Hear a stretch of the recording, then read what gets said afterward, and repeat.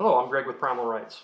Some topics, when they come up on the internet, have a tendency to really separate the real shooters from the guys that are just playing shooter on the internet. Most recently, a topic came up about torque. Now, this topic certainly separates the pack because we've got the folks that are real shooters that know exactly what's going on, and then we have the guys that are playing shooter on the internet that think they can throw physics laws around and have it prove them correct when actually the physics proves them wrong.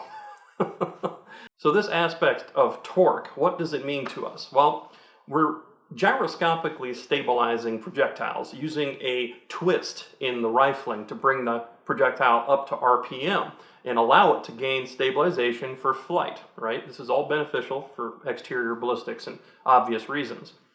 But the question comes up when the playing shooter on the internet crowd thinks that the physics only applies to step number one and nothing that happens afterwards has a bearing. So they would tell you that a right twist barrel produces left or counterclockwise torque. Obviously, the guys that are playing shooter on the internet are dead wrong. And any real shooter knows that a right twist barrel produces clockwise right torque. So when you are a right-handed shooter and you fire a right-handed twist barrel, that rifle will tip away from you. The bottom of it will come over. It will twist. The whole rifle will twist clockwise. For a left twist barrel, that will be reversed, obviously. It will twist counterclockwise. So why is this? Well, the guys that are playing shooter on the internet will tell you that, well, it's one of Newton's laws. For every action, there's an equal and opposite reaction. And they say that the bullet going forward, slamming into the right twist rifling, pushes the rifling to the left, and therefore counterclockwise torque. And if we stop thinking right there, they're right. That does happen. That is an effect. It's certainly real. But if we actually engage our brain and take this past step one, then we see that, oh, well, there's actually also a few other things like the inertia, the forward momentum of that bullet, and it wants to bring the barrel with it because guess what? There is a massive friction load on this particular interface. That bullet is being squeezed through a bore that's smaller than it is. That means that friction load is massive. Now, those of you that watched my previous video on what actually causes barrels to wear out, yeah, this pressure and the pressure being induced by the friction load, hey, that's like a really big deal. So the amount of force that is required for a bullet to overcome the friction differential between that bullet and the bore is massive. To the point where if you wanted to take a copper or metal jacketed bullet and try to pound it down your bore with a hammer, you would have a really, really hard time of it. It's hard enough to do it with just a regular lead slug or something, much less an actual jacketed bullet. So we're talking thousands upon thousands of PSI of force required to get that thing to go through there. So this friction differential is huge. The bullet is grabbing a hold of the barrel. When it starts its momentum and starts coming up to RPM, it will bring the rifle with it. Now, this is also standard physics, okay? The friction of that bullet, the grip that bullet has on the bore, is way greater than that initial impact that would twist the bore counter to its twist. So this is a basic concept, but you have to think past step number one in order to get there. We think, how many RPM does this bullet have on it by the time it reaches the end of the barrel? And the answer is, in many cases, upwards of 200,000 RPM. Then we consider how hard of a grip the bullet has on the bore, and we start to understand that hey, yeah, it's going to want to bring the barrel with it. And when you consider the force of that much RPM and the grip that is so strong on that bore, it is going to want to bring the rifle with the bullet in relation to the twist. Up on the bench here, I've got a Desert Tech with a 30-inch 7 Norma Mag improved barrel in here. Now, this thing has an 8-twist barrel, and it's a right-hand twist configuration. This is the cartridge we're working with right here. It's launching 195 grain Burger EOL at over 3,100 foot per second. So this thing is moving out, and it does provide a fair bit of torque. As you can see, I've got the bipod, which is a Super Cal, and I have it unlocked. So it is free spinning. It will pivot and tilt.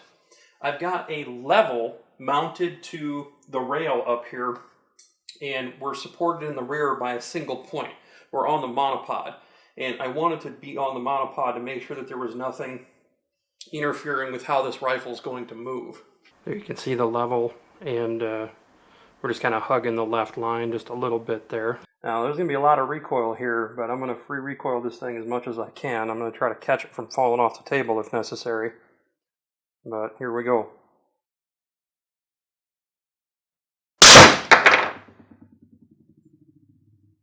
A lot of recoil there. Good thing I caught it from falling off the table, but as you can see, this rifle twisted to the right, and not just to some small degree. This rifle is canted to the right quite substantially. We went from being right on the line to being decidedly off to one side. The effect is real. Right twist barrels, they twist to the right in the direction of the spin of the rifling. This is an indisputable fact. So there you have it. The friction load is tremendous. The bullet's forward inertia, it wants to bring the barrel width on that motion. It also wants to bring the barrel width on the direction of the rotation that the bullet is achieving when it starts moving down the barrel. So these forces are massively greater than that initial deflection that we would see on the rifling when that bullet hits the rifling, wanting to give us that counterclockwise motion. The point is that initial counterclockwise motion is so slight because the mass of the rifle is massively greater than the mass of the bullet. So that initial deflection, that initial hit that would give us our counterclockwise motion in a right twist barrel is in fact so small that the sheer weight of the rifle is going to counter it by itself. Well, then you might ask, well, why isn't the weight of the rifle helping us with the rotational spin of the bullet and wanting the tendency of the bullet to bring the rifle with it? Well, the reason is that force is huge. Obviously, we can do things to our rifle to mitigate torque, like have a nice wide footprint. This is why some guys shoot in bench rest, or if you're a field shooter, F-class, you use a nice wide bipod or a nice wide stock on your rifle.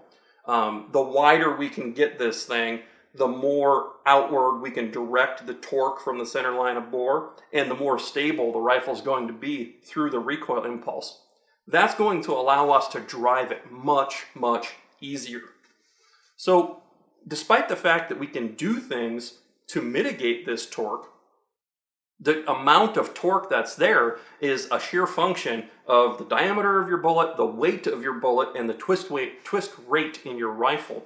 And there's not much that can be done about that other than to counter it by making our rifles heavy and giving them a very wide stance so that we can work with that torque. So a nice wide presentation on our bipod, we can counter a lot of the torque that we have here. Make sure your bipod is rigidly attached so that it doesn't allow it to flop around. Even though it has cant built into most bipods, you can lock them in pretty tight and fight against this torque quite a lot. And then small caliber, small bullets, light bullets, you don't see the effect as much. Now there becomes a limit where you've really got to take a finer approach on your equipment.